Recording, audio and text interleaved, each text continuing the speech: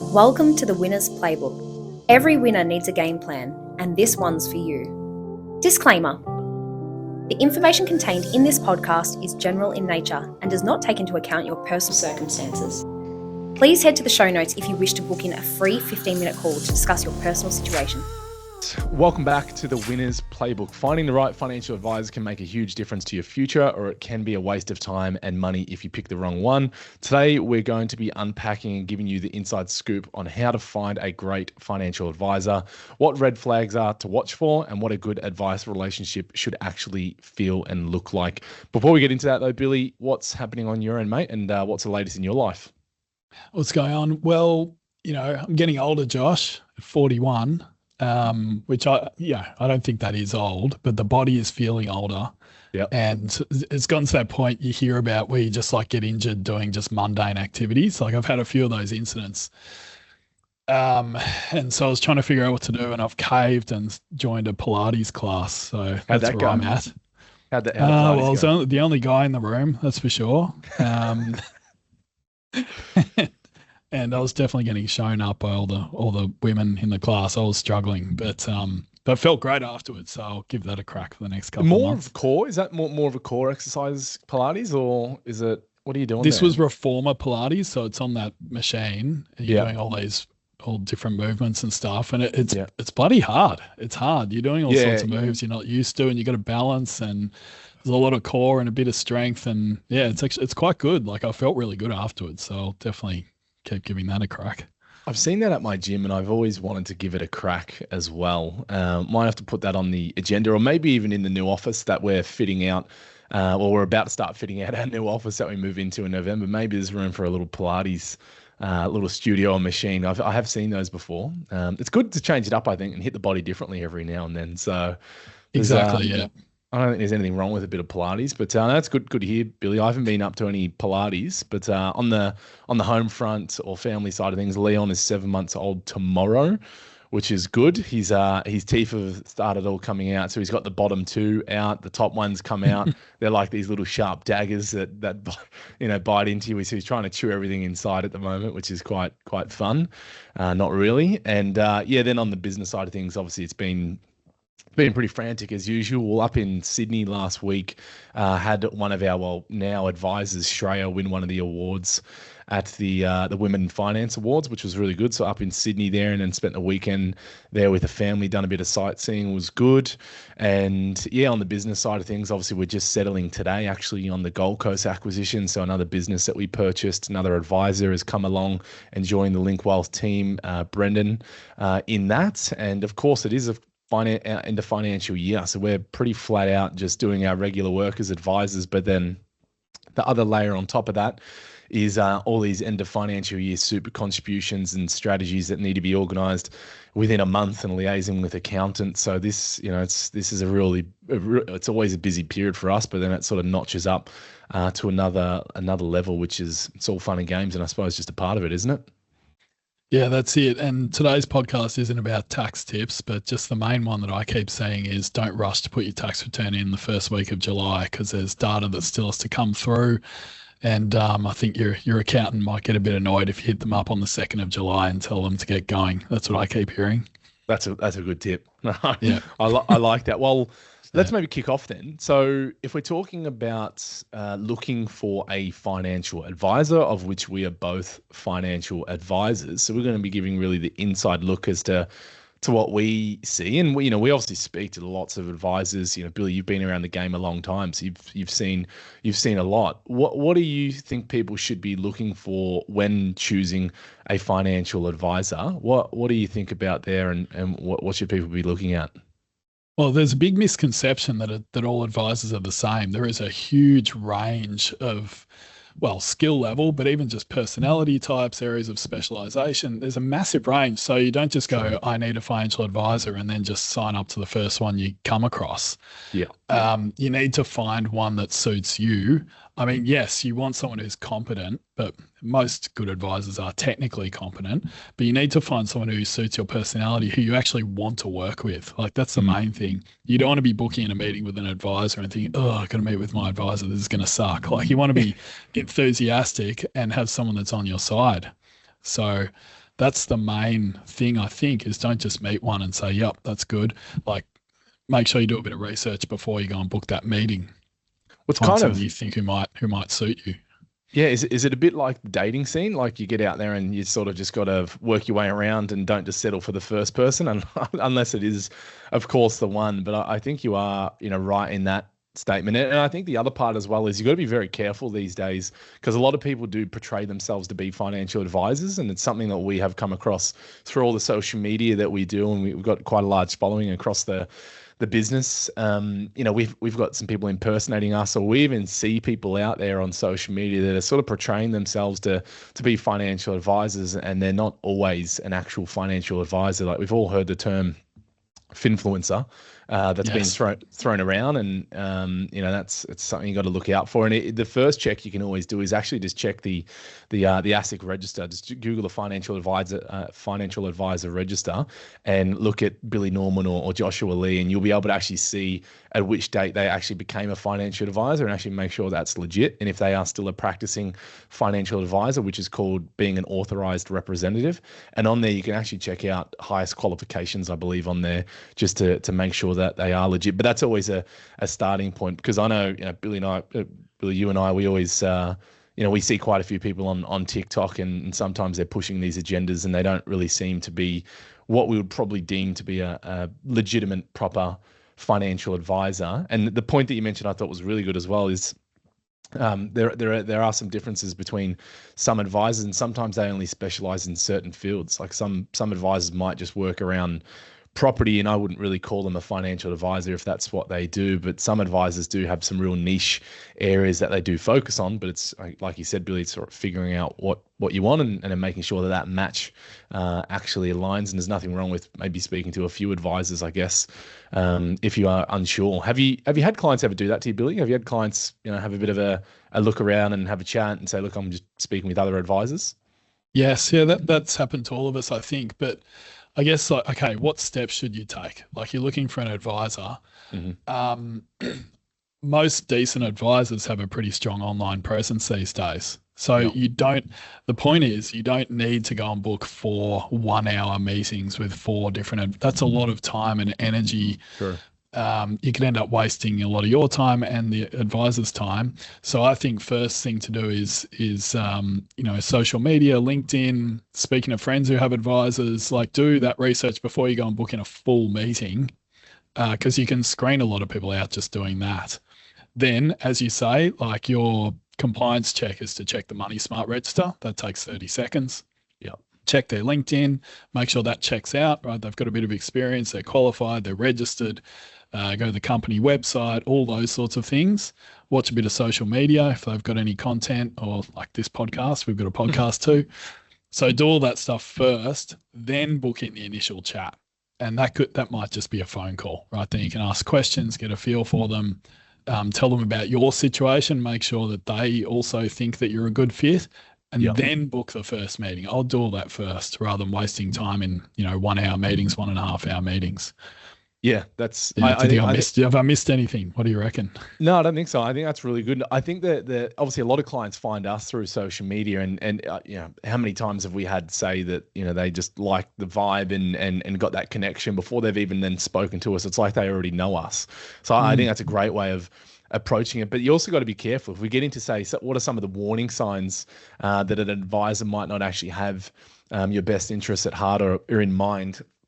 I think that's where you got to be careful sometimes with social media, because like I was saying earlier, we've seen a few people that through various ways we've then figured out that they're not what they actually are made out to be, and they're really pushing a hidden agenda of which you can't actually tell like they're doing that on social media, because they actually push some decent ideas and strategies, and we found a guy out recently that actually looked all genuine and great, but then we had some experiences and sort of dug a bit beneath that and found out, well, they're actually just flogging properties off to people, and that's the aim of the game of what they're trying to do, and getting commissions and selling all of these products. So you do definitely have to be careful with the social media aspect of it. But what are some of the other warning signs, Billy, that people need to be looking out for when looking at advisors?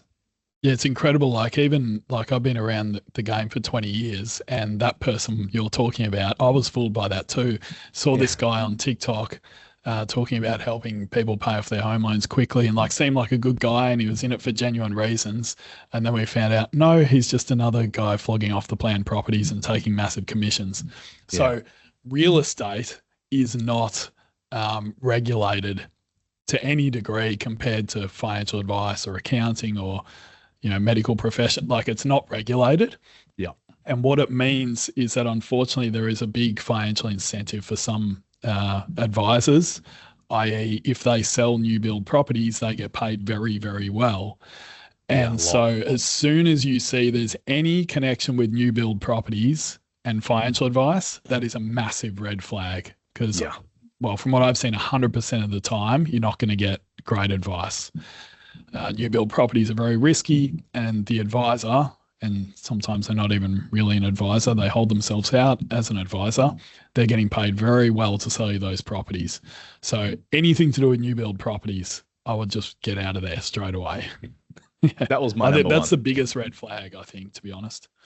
Yeah, and normally associated with that would be they might push. And unfortunately, I've seen, I think 2 or 3 clients over my journey get sucked into this, where they were not fit and did not have a capacity to own an investment property, but they were then pushed into opening a self-managed super fund with a very low balance. And don't get me wrong, self-managed super funds, as we speak about, and we do a lot of work at 𝗵𝗵 around the use of a self-managed super fund. That can be a great structure and strategy to deploy.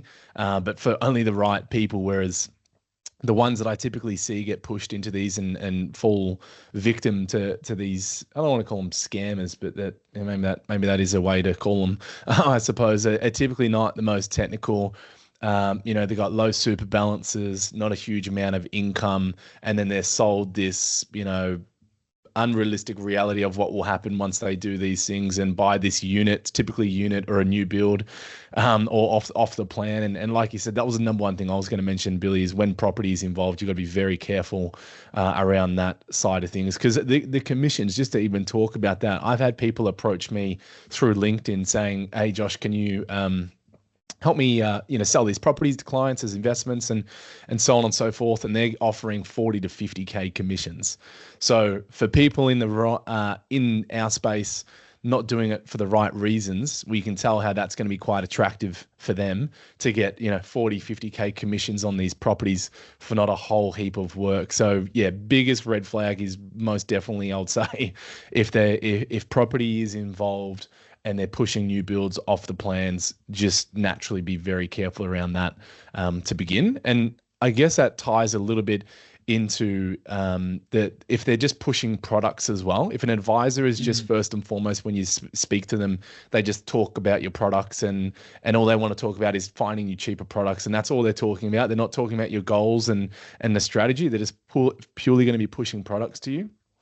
I wouldn't say it's a massive red flag, maybe a little bit more of an amber flag, because they could still be giving good product advice and give you some good basic financial advice, but it's probably not going to be holistic in nature.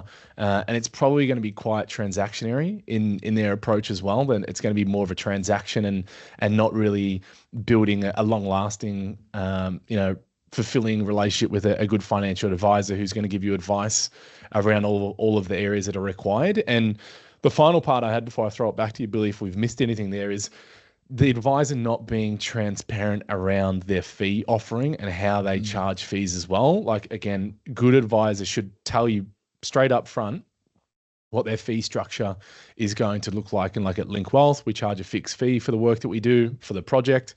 It could be a small fee, it could be a large fee, and it's going to depend upon what the actual advice looks like. But if an advisor can't just quickly and clearly articulate to you how they are paid, I'd say, again, it's a bit of a red flag if that is not clear and they're not willing to clearly explain that, or you just then don't even understand how they're paid after all. I think that's just definitely something you should definitely look out for if you're looking at an advisor, or for any professional for that matter.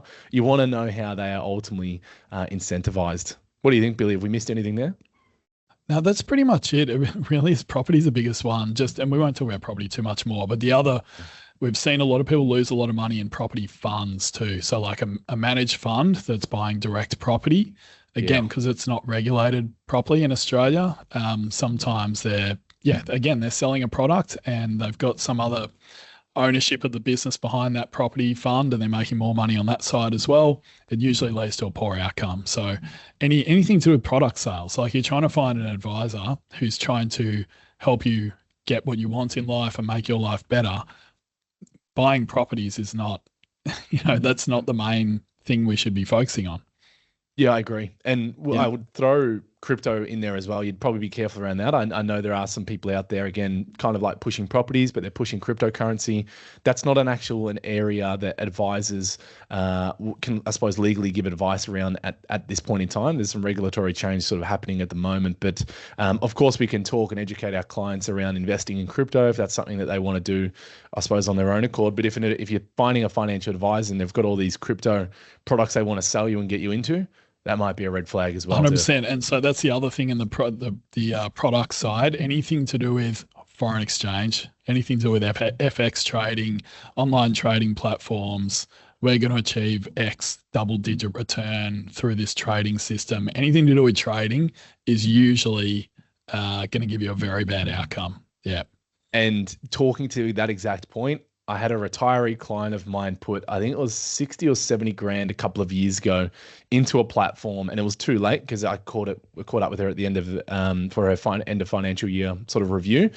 Yeah, it was too late. She put the money in. And I said, look, do you know what you've actually put your money in? And she's like, she didn't really want to talk about it too much. So I had my suspicions. Lo and behold, a couple of years later, it's frozen. She can't get her money out. And I was doing everything I could physically do to get her to pull her money back. But she was sort of sold the whatever it was to do this trading in FX, and now that those funds have been frozen. So unfortunately, it does happen quite often, and we can only do our best as the good guys to really prevent people from making these mistakes. And I would say that's actually a point of making note of. That's what a good advisor will do, is help you avoid making those bad decisions. That's really a key part of what an advisor does. But Billy, what sort of weight do you put to qualifications of advisors? Like, how much weight do you put to that? And maybe just touch a little bit on how qualifications work for advisors, and what are the quals that you need to be a financial advisor? Yeah, good question. So the education standards for financial advisors were raised significantly a few years back. If you go back a number of years, you didn't need much in the way of formal qualifications to call yourself a financial advisor. In fact, there were courses you could do like 4 weeks or 8 weeks or something. Obviously, that led to some poor outcomes, particularly back in the global financial crisis. So they massively raised the education standards. These days, if you want to become a financial advisor, you need to do an undergrad degree. Then there's usually some extra study after that. Then you need to do a professional year. So that's where you're like mentored, and usually that's more than a year, really. Yeah. You have to sit a national exam. You have to do ethics studies. So really it takes 5 years to become an advisor now. So if you're looking... Sorry, to add to that, there was a grandfathering. So there are advisors out there who don't have all those qualifications, but because they've been an advisor for 10 plus years, they got to keep advising. So for new advisors now, the bar is very high. For people who've been advising a long time, some of them got that grandfathered clause. So when you're looking for an advisor, ideally, you do want to see, at least an undergrad degree and some other study. But I'm not sure that that's going to give you the biggest indication of whether that's the right advisor for you or not. Yeah. What are your thoughts?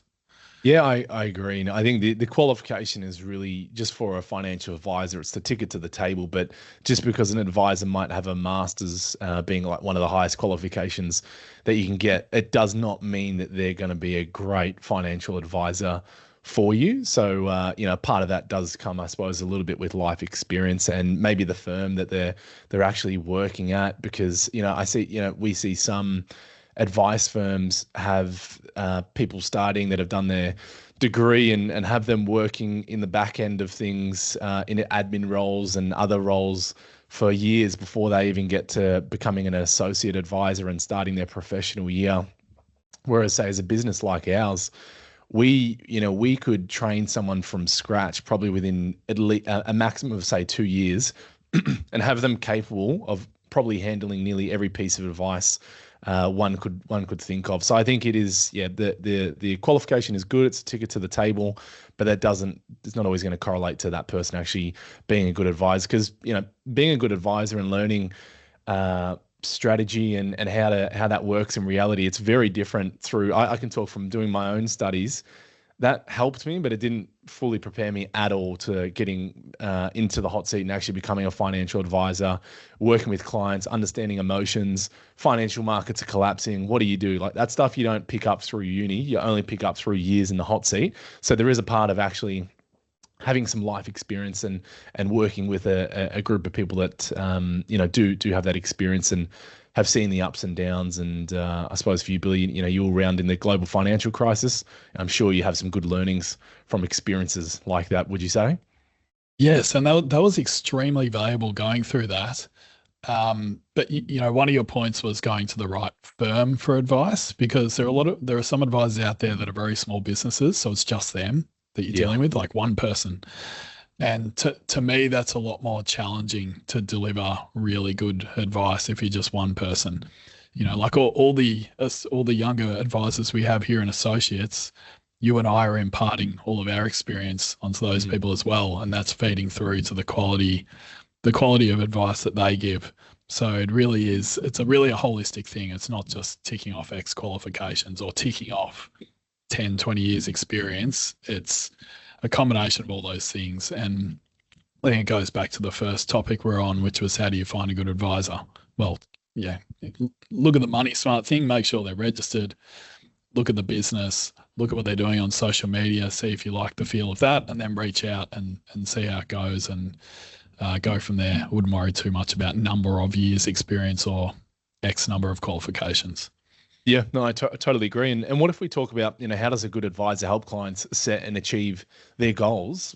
Talk to us a little bit about the process that, say, we adopt at Link Wealth, and even personally, Billy, how you do that. Yeah, that's interesting. And that's where you'll find out in that first meeting, like we spoke about red flags being an obsession with certain products or certain properties. You shouldn't get that in the first meeting. The first meeting should be about you, about your family, about what you want, about where you're at, about your past. If you get a lot of discussion around that, that's a good sign that you're onto potentially a really good advisor. Because part of our role, it's not just, hey, what are your goals? Tell me your goals, because most people don't necessarily know, or they'll say, oh, my goal is to make $1 million or something arbitrary. Part of our job is determining what the goals are, like determining what's important to you. And that involves a series of questions and discussion for us to help you figure that out. It's only once we figure that out, then we can determine, all right, how can we help you get those things? Yeah. So clarity first, quite simply. And then like the parts I was going to add to that is, like, in those initial calls, really the advisor should be sort of, in a nice way, challenging your way of thinking. And I always say to clients when I'm speaking with them in the early days is, if you want to work with me or you want to work with an advisor, you don't want an advisor who's just a yes man, who's just going to say yes to everything that you say and say that's a good idea. Like, you don't want that. You want someone who's actually going to push back and challenge your way of thinking, because that's going to be how we ultimately get those best results. But clarity, challenging your thinking. Then once we've got that clarity around the goals, where you want to be in life, short, medium, and longer term, financially, from a lifestyle perspective, that's when the strategy comes into play. And then we'll start talking strategy. And then we'll get lastly to the product. Like, the product's the very last thing that an advisor will be looking at once they've figured out goals, the actual strategy, and then ultimately some products have to be used. So that might be some super products, some investment platforms, some insurance, whatever it may be. But if that's done around the other way, and the advisor's talking product first and strategy and maybe what your goals are last, that goes back to probably one of those red flags that we were talking about. And another key part is like that accountability, and a really good advisor, in terms of once they've set your goals and we execute the plan, is really going to keep you accountable, is going to be a bit of a conduit between maybe you and your other professionals that you need in your life to achieve your goals, like an accountant, a mortgage broker, or a buyer's agent, or any other sort of finance professionals. A good advisor, and a lot of my work that I do with clients is around actually project managing all the other moving parts, because the accountant, looks after the tax, but that's about it. The broker does the loans, the buyer's agent, buys properties, the lawyers do their thing. The advisor kind of has to know all of those roles and have their foot in each one of them to sort of direct the ship ultimately towards that end destination. So I think that's a real key part to make note of. And if we just get to closing out, Billy, what would be one piece of advice for someone choosing an advisor for the first time? I know we have covered off on some of this already, but what would you say to someone who's getting ready to reach out to an advisor? Yeah, look, we have covered this pretty extensively, but I think the main thing is once you've taken those steps and found someone you think might be suitable, you've had the phone call, you book the first meeting. After that first meeting, you want to feel like they are on your side. You don't want to walk out of the meeting thinking, oh, he's got a cool investment that's going to make me heaps of money. Or, you get out of the meeting like, oh, I barely got a word in, but, the guy seems smart. You want to feel like, okay, this person, guy or girl, is on my side, and they're going to help me hopefully get some of the things I want in life. Like, that's what it's all about. You want someone who has your interests ahead of their own. I think that's great. And that's a good point that you actually mentioned as well. If you find advisors who are actually just pushing you in, trying to guarantee you rates of return, and they just keep probably harping on around that could also be a little bit of an amber red flag there.